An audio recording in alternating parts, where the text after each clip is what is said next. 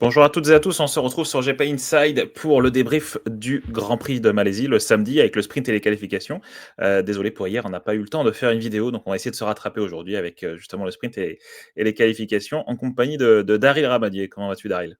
Hello, hello. Bah, tout va bien. Écoute, la lumière est pas top ici, mais il y en a qui ont brillé aujourd'hui, eux, et on va en parler dans quelques instants. Ouais, Excellent, euh, excellent. après ce qu'il faut rappeler, c'est que nous ne sommes pas en Australie, en Australie, en Malaisie, pardon, mais que nous n'avons pas Oui, fait le déplacement et ça ne nous empêche pas d'avoir des personnes que nous connaissons sur place pour récupérer toutes les infos et poser les questions si on en a besoin aussi, et nous de notre côté. Bon, Daryl, on va et je commencer direct. précise que Vas-y. nous serons au prochain et même aux 2 Oui, prochains. exactement. Nous serons bien évidemment à Portimao dans 15 jours et puis, juste après, la semaine d'après, à Valence et après, encore une fois, avec le test qui suit juste après avec les premiers tours de roue de Toprak Razgatlioglu notamment et de Diogo Moreira. Allez, on passe dans le vif du sujet. Daryl, on va penser parler, bah, forcément la nouvelle du jour, c'est bien ça, hein, c'est Bagnaia, pole position et victoire en sprint alors que la semaine passée, bah, c'était, on va dire dernier, un week-end compliqué. Il préférait chuter plutôt que terminer dernier. Donc c'était un week-end, plutôt compliqué et là, on le retrouve un peu au sommet de sa forme malgré ce petit accroc de devoir passer, par les repêchages, donc passer par la Q1, mais qu'il a parfaitement réalisé comme à Bordeaux, en fait, finalement, puisqu'il avait fait aussi la Q1 pour aller faire la pole derrière. Donc voilà, on va dire qu'il a maîtrisé pour l'instant ce week-end en Malaisie, quoi. Ouais, ouais, Pecco cette année, c'est enfin, depuis quelques semaines, depuis le Grand Prix de Saint-Marin, arrête-moi si je me trompe, c'est tout ou rien.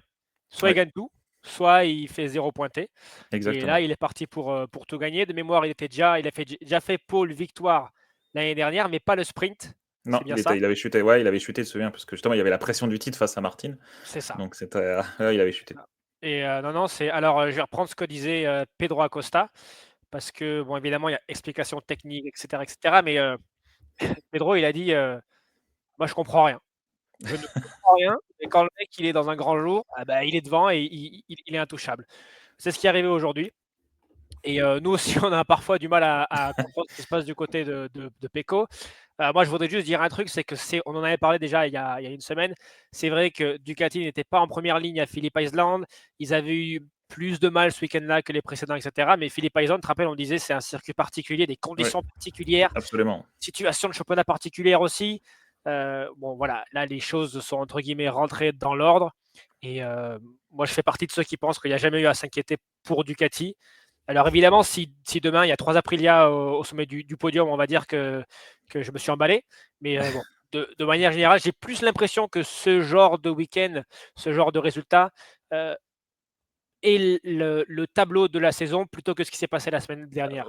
Absolument. Non, mais après, de toute façon, même bon, il faut quand même rappeler que, malgré ce que tu dis, hein, effectivement, que Ducati reste quand même au sommet. Bien évidemment, on a failli avoir on a une première ligne 100 Ducati, on a presque un podium 100 Ducati, on va y revenir, mais en sprint. Mais Daligna le disait déjà, même déjà depuis le Grand Prix d'Autriche, nos concurrents se rapprochent et il faut vraiment s'en inquiéter. Et typiquement, on peut imaginer qu'il citait principalement Aprilia. Je pense qu'il l'avait déjà vu d'un œil.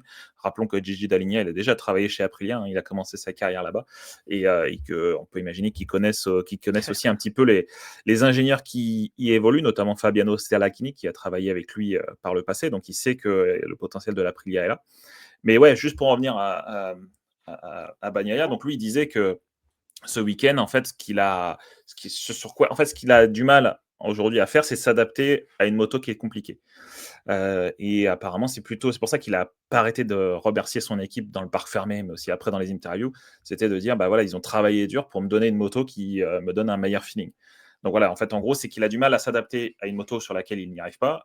À l'inverse de son coéquipier qui, comme on dit souvent, tu lui donnes un tréteau, lui, il est capable de la faire gagner. Donc voilà, c'est ce qui s'est passé un peu. C'est un peu l'inverse en termes de philosophie de travail. Donc il a essayé de remettre ça un peu à plat ce week-end, c'est-à-dire essayer de travailler plus en adéquation avec son équipe, d'essayer de travailler plus tranquillement. Et donc, ça a plutôt bien fonctionné. Maintenant, comme tu disais, c'est tout ou rien depuis le Grand Prix de Saint-Marin. Donc, en théorie, dans la logique voudrait, c'est que demain, il aille signer le doublé, quoi. Donc demain, je mise tout sur, Pecco. sur, Écoute, Winamax, puisque tu passes souvent chez ouais, bah, écoute, Winamax, tu donc je peux te tu peux. conseille de mettre, les sous sur Peko, quoi. Non, bah, écoute, après on voit si tu veux en partant de la pole position et c'est pareil, c'est ce qu'il dit aussi, c'est que là, sur les derniers grands prix, il est parti plutôt loin et c'est la galère. On le sait de toute façon, quand tu pars pas des 2 premières lignes, c'est compliqué et donc là, bah, il a carrément plus confirmé puisqu'en partant de la pole position, il est parti directement devant et il a oublié directement ses adversaires. Moi, je pensais honnêtement que Alex Marquez allait pouvoir rester au contact et en fait, non, Marquez a un petit peu marqué le pas, mais après il s'est retrouvé un peu en proie avec Acosta et Alors, ensuite avec tu es très, très fort. Marquez à Marquez le pas, c'est tu es tu dans dit un ça? grand jour, tu es dans un grand jour. Mais voilà, mais du coup, bon, belle course de Pecco. Maintenant, on espère et je pense que c'est beaucoup de d'observateurs, même le public italien, les médias italiens aussi espèrent que Bagnaia a vraiment trouvé une solution et qu'il retrouvera, bah, un peu de sa superbe jusqu'à la fin de la saison, quoi. Voilà, donc après il y en a beaucoup qui vont dire que c'est, côté psychologique. Je sais pas si toi ce que tu en penses, Daryl? Ah, je pense que ça a joué, et si même Valentino Rossi en parle, de cette manière et ouvertement, ça a joué. Il a dit avoir un Marc Marquez à côté de toi. De toute façon, tout dans l'histoire de la carrière de Marc Marquez, tous les gens qui ont été ses coéquipiers, ont pas vécu, un moment, Non, c'est sûr. particulièrement, alors oui, il y a eu des victoires et cetera, mais tu vois, par exemple, il y a Bien jamais sûr. eu un coéquipier de Marquez champion du monde. Non. Non, non, Heu, absolument. Absolument, tu as eu, Pedrosa, à la fin, c'était compliqué, chez, Honda. Bon, Lorenzo, ça a été, de toute façon, ouais, c'était déjà ouais, la la fin, fin de sa on va dire carrière. l'hiver de sa carrière. Ouais, Paul Espargaro expliquait, que lui, en fait, il avait signé au HRC, alors qu'il était très bien avec KTM, parce que justement, il lui donnait l'occasion d'être coéquipier de Marc Marquez et qu'il allait enfin voir, avoir ou pouvoir ouvrir le livre du comment il fait. ouais, Et 2 ans après, il disait: «Bah, en fait, je vois». je sais pas. Je sais pas. Non, non, non, non, non, ça doit être une expérience. De toute façon, c'est dans toute l'histoire, quand il y a un tel champion, un champion avec autant de, à la fois de vitesse en piste, mais aussi de prestance dans le box et puis même médiatiquement, c'est hyper. Là, pour le coup, l'histoire de Marquez, en plus, elle fait la une partout parce que, bah, ce titre qu'il est allé chercher, c'est quelque chose dans Bien sûr. l'histoire du sport en général. Mmh, Ça doit mmh. être très compliqué à gérer, et tu prends tous les sports où il y a 2 personnes dans une même équipe. On peut parler de la Formule 1, on peut parler des grands prix moto, quand on avait Rossi Lorenzo, quand on avait, voilà, c'est souvent que, bah, c'est compliqué d'avoir 2 excellents pilotes, qui performent tous les 2 en même temps, qui se chamaillent pas, qui sont pas affectés par quand il y en a un qui est bien meilleur que Bah, bien l'autre. sûr, Tu vois, bien sûr. je te prends en Formule 1, et les mecs chez Red Bull, quand ils voient que Verstappen, il fait des pôles alors qu'eux, ils sont 12, 13e, bah, tu as envie de te tirer une balle. Ah bah, ça c'est sûr. Pas sans C'est façon sûr de que parler, là évidemment, hein. c'est sûr. Mais après, tu vois, tu prends même aussi, on peut imaginer, si on fait un peu le pendant même Superbike, parce que toi comme moi, nous commentons le Superbike, on peut voir aussi Toprak avec, dans le clan BMW. Je veux dire, il y a que lui qui a réussi ces dernières années à la faire marcher. Donc mais et de loin d'ailleurs, parce qu'à chaque fois, Bien sûr. c'était pas des petites victoires. Donc oui, oui, c'est sûr que Marquez derrière à côté, c'est sûr ça a dû jouer, c'est même certain, ça a dû jouer sur le côté psychologique. Le Je seul pense qu'il y truc a un petit peu de tout. ouais, après le seul truc qui est quand même assez, marquant, c'est le fait que c'est vraiment tout ou rien, quoi. C'est vraiment le côté binaire de la chose. C'est pas: «Je vais faire un week-end je vais passer au travers de mon week-end, je vais finir 8e, 10e». C'est vraiment c'est à chaque fois, c'est dernier ou chuter et c'est vraiment un zéro pointé. Donc c'est ça qui est étonnant, c'est vraiment ce côté tout ou rien et c'est pour cela que ça re on va dire, hein, le côté complotisme derrière rentre en jeu en disant: «Bah, il a pas la même moto», voilà. Ce que Non, non, bon, ça, ça c'est bon, pas voilà, ça, hein? Nous allons pas Xavier rentrer avait très bien éteint, les braises de cet incendie il y a quelques jours sur ouais, ta chaîne. Non, non, faut, et de fait, aujourd'hui, il est, ouh là, qu'est-ce qui se passe? Il fait vachement beau à Paris aujourd'hui. ouais, tu vu? Non, non, non, il y a pas de, il y a pas ça, cette question-là, elle a déjà été répondue. Bien Mais sûr. non, non, et en fait, ce qui, moi, ça m'invite encore une fois, ce genre de choses, on en parlait l'autre jour aussi avec d'autres pilotes, à toujours être prudent quand tu tires des conclusions sur un pilote, parce qu'il va avoir 2, 3 grands prix de moins bien. Parce qu'il Ouais, est possible que, là, on est 6 jours après le Grand Prix d'Australie. oui, Ah bah, là, il est devant, il est monumental, il est grand favori à sa propre succession, au palmarès du Grand Prix de Malaisie, et je pense qu'aujourd'hui, si on a de l'argent à miser, c'est plus sur lui que sur un autre pilote. Non, non, voilà, bravo Pecco, et puis on espère que ça va continuer comme ça, parce qu'on a besoin d'avoir des pilotes devant qui puissent, bah, se battre avec Marc Marquez, avec Alex Marquez aussi, voilà. Nous, ce qu'il nous faut, c'est du divertissement, de la compétition. Puis moi, c'est quelqu'un que je trouve, bah, il est très intéressant et en fait, quand tu disais, il a besoin de la moto enfin, il a du mal avec les motos qui sont compliquées, c'est marrant parce que souvent, on comparait son pilotage à celui de Jorge Lorenzo ces années précédentes Ouais, et de mémoire, bon, j'étais encore collégien, mais de mémoire à l'époque déjà, Jorge, il lui fallait une moto, enfin, il fallait qu'elle soit très pointue, bah, bien très, sûr, précise, très précise et tout, voilà bien sûr. et là, Mmh. quand il était dans un grand jour, il était difficilement arrêtable. Bah, c'est sûr, mais c'est bien, tu prends l'exemple, enfin beaucoup, tu vois, quand notre collègue, et ami Michel Turcot va nous dire que Pecco, c'est un peu un Biaggi aussi, tu vois? C'est que quand les étoiles sont alignées, il est imbattable et tu peux pas aller le chercher et à l'inverse, quand il y a un truc, un petit grain de sable, ça marche plus, quoi et donc en plus, tu rajoutes la dimension Rossi-Biaggi à l'époque, tu peux imaginer que ça a pas forcément joué aussi sur le côté, on y parlait du côté mental donc voilà. Allez, on passe au deuxième. On va éviter d'aller trop loin dans nos discussions, on essaie de faire, le plus court possible pour essayer de C'est passer un bien peu parce en revue qu'on tout. avait dit 10 minutes, ça fait 10 minutes, C'est on déjà a fait le c'est premier déjà point. Allez, deuxième point, deuxième à l'arrivée de ce sprint, Alex Marquez, donc un Marquez peut en cacher un autre, donc effectivement, il y a bien Alex Marquez qui jouait la deuxième place, au championnat du monde aujourd'hui. Il l'a acquise, ça y est, c'est scellé. Il est bien vice-champion du monde, c'est historique, hein, puisque 2 frères en tête d'un championnat du monde MotoGP, ce n'est jamais arrivé et donc voilà, on peut imaginer là, on peut imaginer la joie. De toute façon, on l'a vu, son frère sur les réseaux sociaux, il a appelé son père pendant le parc fermé pour parler avec son frère. Enfin bref, voilà. C'est vraiment historique. Là, ce qu'ils ont accompli, les deux, personne n'aurait misé. Alors peut-être sur un Marquez, battre pour le titre, Marc, ok. Mais Alex Marquez se battre pour le titre pas le titre, mais la place de vice-champion du monde. Voilà, personne n'aurait forcément misé dessus, ou en tout cas, peu auraient misé sur ce pilote-là. Non, non, mais puis belle histoire. Tu vois, tout à l'heure, j'ai vu, qu'Alex avait publié l'histoire de 2 gamins qui faisaient des courses de vélo dans les rues à Cervera, qui est un petit village de Catalogne Ouais, et non, non, c'est la suite, et la fin pour cette saison 2025 de la belle histoire des 2 frères. C'est très rare dans l'histoire en général en et là, c'est une motocross un année peu plus. particulière. Pardon? En motocross, pourtant, ça Beh, existe, hein. justement, c'est une année particulière parce qu'on a la même chose en motocross. Donc, petite parenthèse, les Australiens Jett et Hunter Lawrence, qui ont fait 1er et 2e du championnat américain de motocross, qui ont gagné le motocross des nations avec l'équipe d'Australie.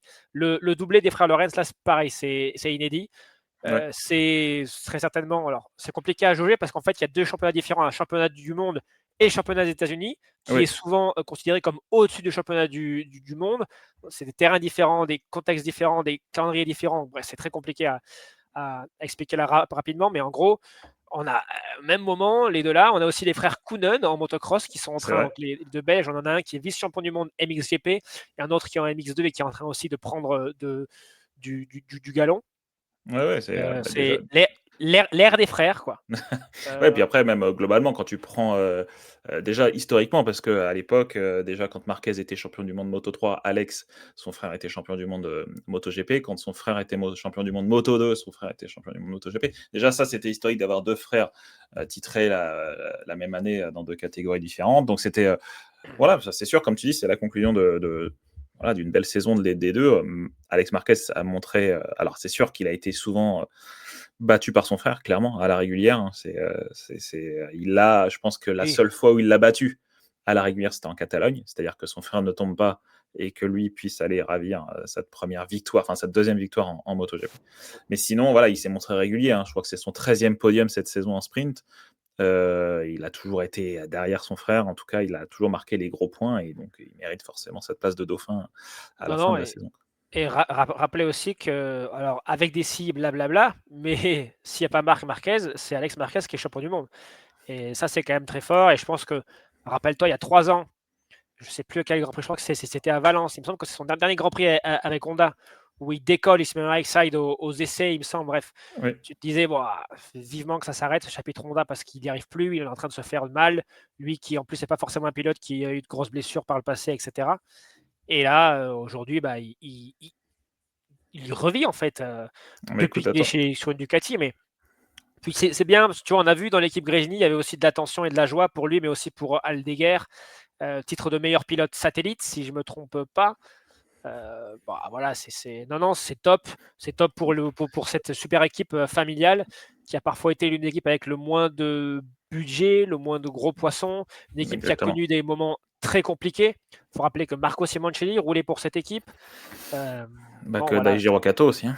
Daijiro Kato, Mmh mh. que le patron, le fondateur de cette équipe, Fausto Gresini, est décédé, suite à l'épidémie de Covid-19. Voilà, donc c'est une équipe qui a été marquée par, des épisodes noirs et qui Exactement. aujourd'hui, vraiment est sous le feu des projecteurs pour de bonnes raisons et non, c'est super. Bah, d'ailleurs, en parlant d'équipe demain, elle pourra être titrée, donc bon, c'est qu'une «formalité» entre guillemets, mais elle pourra être titrée, championne, indépendante, parce qu'elle est devant, loin devant, l'équipe VR46. Il y a plus que 2 équipes indépendantes qui sont en bagarre pour le titre.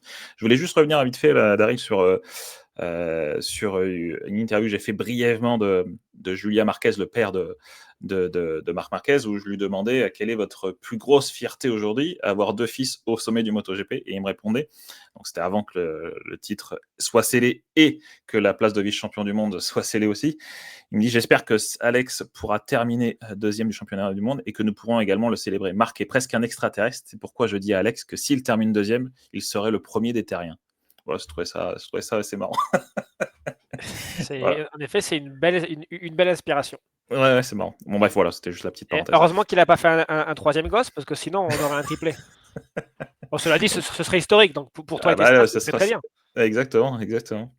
Allez, on passe au 3e point. Alors Aldeguer, donc c'est le meilleur rookie, hein, il normalement il fait il en tout cas, il a franchi la ligne d'arrivée en 3e position et il avait besoin que de marquer, allez, 1 point de plus sur l'ensemble du week-end par rapport à Ayogura pour être, titré meilleur rookie de la saison.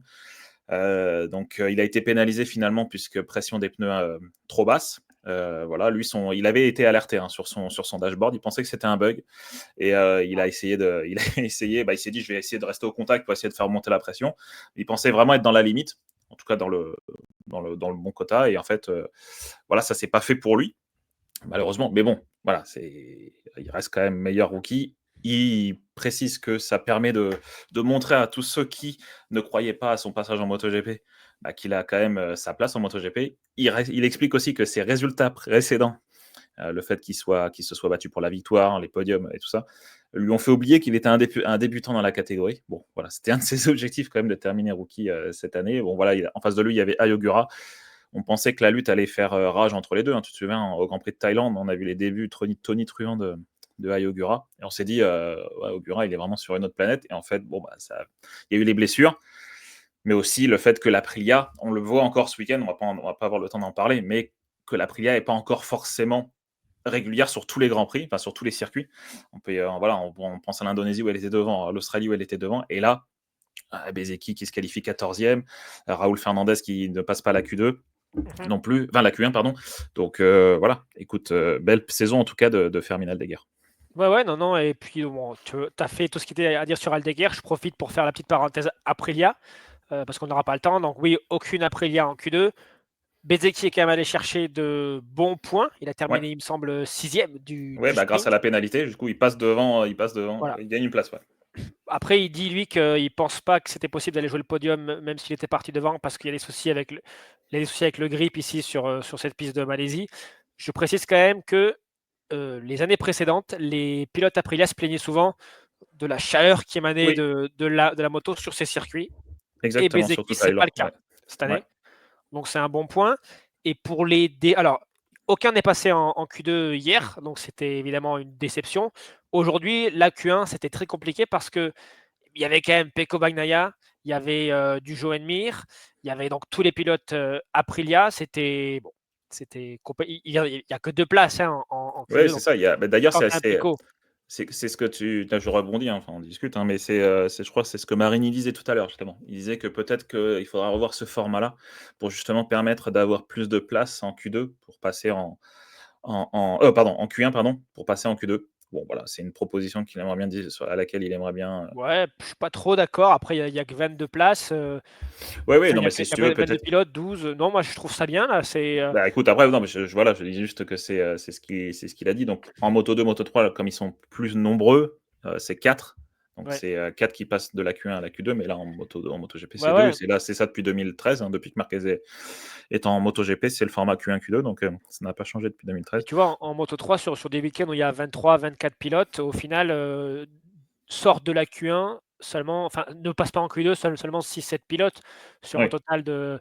Bon, moi, non, je trouve que le format là, bon, après, chacun C'est sûr que son là, c'est sûr avis. que quand tu prends, je crois que c'était quand? C'était en Indonésie, hein, justement. C'était l'une des Q2 les plus relevées parce que tu avais, je sais plus combien de champions du monde. Tu avais Joan Mir, Marc Marquez, Francesco Bagnaia. Je sais pas Ouais, si je sais plus, enfin bref, il y avait que tous les champions du monde qui étaient en Q2, donc en Q1, je vais y arriver, en bien Q1 sûr. et qui, voilà. Non, non, mais bon, Hem, après, c'est toujours pareil. Oui, mais évidemment, tout le monde dit, bon, si tu rates la practice, du coup, ton week-end, il est dans le mur, et cetera. Mais après, tu peux pas non plus avoir 600 chances. Ça reste une compétition. Il y a des Bien sûr. week-ends où, bah, voilà, tu pas toutes les choses qu'il faut. Enfin, tu mets pas tout bout à bout. Tu passes à côté. Bah, ça permet aussi à d'autres de faire mieux qu'habituellement, parce que ceux qui prennent, entre guillemets, ta place. Puis c'est le sport, c'est comme ça, hein. Il y a Ouais, des c'est jours sûr. où. Après, tu vois, il y en a qui vont te dire, que peut-être que ça pourrait être bien de faire un peu comme en superbike, c'est-à-dire que la course sprint aussi détermine la grille de la course du dimanche. Bon, voilà, bon, ça c'est des tergiversations, chacun y verra des avantages, des inconvénients dans tous les cas, mais Oui, bon, oui, voilà. et puis c'est souvent ceux qui sont pas 1er, 2e ou 3e qui pensent qu'il y a des C'est choses à ça. changer. Bon, après là, quand même, pour la défense de Marini, il a quand même été un peu au rendez-vous ce week-end. Il a fait quand même quelques belles perfs, donc on va pas non plus dire Bravo qu'il Lucas. était qu'il En était le parlant de Lucas, on salue Lucas Bartolomeo qui nous écoute souvent. oui, c'est ça. Salut Lucas, alias Virginien, c'est son surnom. Heu, allez, on passe à 4e point. Heu, donc Johan Zarco et Fabio Quartararo qui sont, dans les points durant ce sprint. Alors, Fabio Quartararo gagne une position parce qu'à l'origine, il était 6e, il passe 5e, on va dire grâce à la pénalité de Aldeguer. Johan Zarco, lui, non, il en bénéficie pas, mais il termine 8e, donc il marque 2 points. Alors, on va faire vite fait, hein, je vais juste faire un mot, puis tu vas rebondir là-dessus. Donc, Fabio Quartararo, lui, il est content parce qu'il s'est amusé pendant ce sprint. Il a pu faire des dépassements qu'il n'avait pas l'habitude de faire, surtout sur un circuit comme celui-ci, qui est quand même. Alors, même si c'est un circuit sur lequel la Yamaha a déjà performé, bien évidemment, mais c'est pas non plus un circuit sur lequel une Yamaha qui manque ou qui peut souffrir de puissance va performer. Sur le papier, c'est quand même pas forcément le meilleur circuit. Donc, il s'est amusé. Maintenant, voilà, c'est compliqué d'aller chercher, de faire mieux. Et ensuite, Johan Zarco, lui, il explique voilà, qu'il retrouve confiance sur cette moto. Il faut rappeler que alors je crois que c'est depuis le Grand Prix du Japon, il a 2 motos différentes. Donc, une moto avec le full package. Donc, c'est ce qui change surtout, c'est le moteur. Euh, dont bénéficient aussi également les 2 pilotes officiels. Et une autre moto, on va dire l'ancienne moto, l'ancienne version, entre guillemets, c'est pas, voilà, c'est difficile de dire ça reste la version 2025. Donc, du coup, il a 2 motos différentes avec des feelings différents. Donc, il y en a une qui lui offre un feeling qu'il apprécie, mais qui forcément n'a pas les mêmes performances que l'autre qui est plus récente. Donc, c'est difficile de trouver un bon feeling. Et donc, c'est ça dont il a souffert sur ses derniers Grands Prix. Et donc, à chaque fois, il termine soit au tapis, soit il termine loin. Et donc, c'était ça le problème. Donc, il perdait confiance. Et là, il a retrouvé confiance. Il marque des points. C'était important pour lui de terminer cette course. Voilà. Donc, en gros, globalement, les 2 Français qui sont plutôt dans le coup durant ce Grand Prix, quoi. Eh ben, pas grand-chose à rajouter. Merci pour Et l'explication surtout, technique. surtout, en plus de ça, juste pour souligner le truc, il faut pas oublier que Zarco hier fait 2e temps. Donc, du coup, c'est quand même, voilà, c'est aussi, Non, non, c'est bien. Puis je crois que c'est leur meilleur sprint de toute la tournée asiatique. Enfin, la deuxième tournée outre-mer. La première, c'était Thaïlande, États-Unis, etc. Donc, non, non, c'est bien. Puis, alors, évidemment, on va dire, ah, ils sont pas dans le top 5. Là. C'est vrai, mais aujourd'hui, la grille est très compétitive. Il y a 3 Ducati devant ce week-end, faut le rappeler. Et puis, non, ça se bat. Et tu vois qu'en fait, comme dit souvent Johan, tu manques un coche de ton week-end. ah Il bah, te c'est manque sûr. un truc et tu passes de bagarrer pour la 5e place à la 12-13e. Donc, évidemment, on sait tous que Fabio a entre les mains un talent qui lui permettrait, a priori, de viser plus haut que 6, 7 ou 8e. Mais bon, pour la situation, enfin, voilà, on va s'en contenter. Et il est à nouveau meilleur pilote Yamaha et de loin. Et Johan, ça fait plaisir. Il avait besoin de ça, Johan. Bon, Oui, maintenant, on espère que dimanche, ça va confirmer et qu'ils vont rentrer d'Asie avec le sourire aux lèvres et la détermination au top pour les 2 dernières épreuves européennes où je suis sûr que beaucoup de fans viendront les voir. c'est ça, exactement. Je crois que Allez. le Grand Prix de Valence est déjà sold out parce que j'ai des gens de ma famille qui cherchaient à avoir des places et c'est très compliqué. Non, non, de toute façon, voilà, on sait, hein, ce rendez-vous-là, souvent, il est sold out, hein, même s'il y a pas de titre en jeu. Bon, là, sur les 2 dernières années, il y avait un titre en jeu, donc c'est sûr qu'avec, entre Martin et Bagnaia, là, c'est sûr que le titre est déjà joué depuis un moment et il y en a encore un pilote qui ne roule pas et qui est encore 157, je crois, un truc comme ça, points en avance au championnat, c'est pour dire. Mais Heu, il y aura peut-être un titre en jeu à Valence et c'est le moment de faire la transition vers la Moto 2. Attends, je voulais juste dire un truc, on n'en a pas Ah parlé. mince!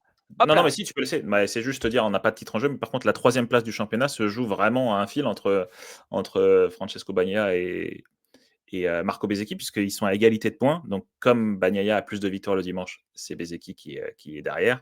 Mais voilà, cette troisième place du championnat, on peut imaginer qu'elle va être importante, surtout pour un Bezzecchi ce serait la confirmation de son année chez Aprilia. Par contre, pour un Bagnaia, ne terminer au-delà du podium final, c'est sûr que ça, on peut imaginer que ça lui mette un petit coup supplémentaire au moral, bien évidemment. Et un autre titre en jeu, c'est le BMW M Awards, le championnat des qualifications MotoGP, puisque, on va l'expliquer rapidement, chaque qualif rapporte des points dans ce championnat comme si c'était une course, donc 25, 20, 16, etc. Et Alex Marquez n'est plus qu'à 39 points de De son Marc frère, Marquez, qui n'est pas là, voilà, qui ne sera pas là. qui ne sera pas là. Donc Mais il il faut faut qu'il qu'il fasse fasse, deuxième, deuxième. Il n'a pas le choix. ou alors premier, deuxième, ou Oui, alors voilà, enfin, il doit faire. premier, troisième. Ouais, il doit faire absolument, il Voilà. doit être dans les Et 3 premiers, tu sur la première ligne des 2 dernières courses, c'est Tu, obligé. tu peux donc demander un partenariat à BMW pour cette pub que nous venons de leur faire. Je ne sais pas si ça a marché, mais on peut toujours essayer. Tu as le numéro de Toprak? Allô, Non, non, Toprak? Ouais, je crois qu'il est plus chez BM là maintenant, il est déjà ailleurs. Allez, on passe à la suite. et la Dernier fin. point. Allez, Barry Baltus qui fait, voilà, hein, tu as commenté, toi, les qualifs aujourd'hui, Barry Baltus qui était quand même à 2 doigts de signer sa deuxième pole position de la saison. Alors voilà, après il y a un Dani Olgado qui nous a sorti un tour de derrière les fagots incroyable avec plus d'une demi-seconde, qui a mis plus d'une demi-seconde justement sur Barry Baltus. Donc il s'est vu privé de la pole position, Barry Baltus, mais voilà, il est en confiance depuis le début de ce week-end. Dès le premier tour de roue sur le circuit de Sepang, il le dit, hein, voilà, il se sent bien. Maintenant, en plus sur un circuit qui apparemment ne lui convenait pas forcément. Et il le rappelle, Daryl, à la fin. Alors je ne sais plus à combien de points il est peut-être à 40, un peu plus de 40 points, je crois, 40 points du du leader. deuxième, 42 points du premier. Je crois qu'il y a 7 points avec Aaron Canet qui est troisième, qui est son coéquipier, et qu'il Ouais. aimerait bien aller chercher. Voilà, bon, du coup, il y a la place sur le podium final qui est à jouer. Le titre, Daryl, on peut quand même imaginer que même si tout est possible, comme il le dit, hein, Barry Baltus, ça va être un peu plus compliqué. Dès demain, il faut qu'il marque de gros points pour rester dans la lutte pour le titre, parce que s'il est déjà au-delà des 50 points, c'est terminé. Il ne restera plus à 7 points pour aller se battre pour le titre. Donc, Écoute, on demain. a vu, excuse-moi, je t'ai coupé la parole. Non, vas-y, vas-y. Vas-y, vas-y. Non, non, termine. Non, non, mais je disais, demain, maintenant, on espère qu'il aille chercher cette première victoire qui lui tend les bras depuis le début de la saison, quoi. Bah oui, ça ferait plaisir, une victoire francophone en Grand Prix. Il y en a eu une cette année, c'était Johan. Non, Barry, franchement, alors même s'il termine quatrième, la saison sera réussie, que Absolument. c'est très fort ce qu'il a fait. Personne n'aurait parié là-dessus, en tout cas pas, voilà, ceux qui le connaissaient vraiment savaient qu'il y avait un énorme potentiel, mais qu'il fallait un petit déclic pour aller le débloquer. Moi, ce que je note, c'est qu'en qualif, Moreira et Gonzalez, se sont chamaillés. Ils ont Oui, joué un petit peu au voilà, et ouais. ça, au final, les 2 passent pas à côté de leur qualif, mais je crois que Gonzalez se qualifie 7, Et l'autre Moreira 12, 16e, exactement. Non, plus que 16-16, ça, voilà.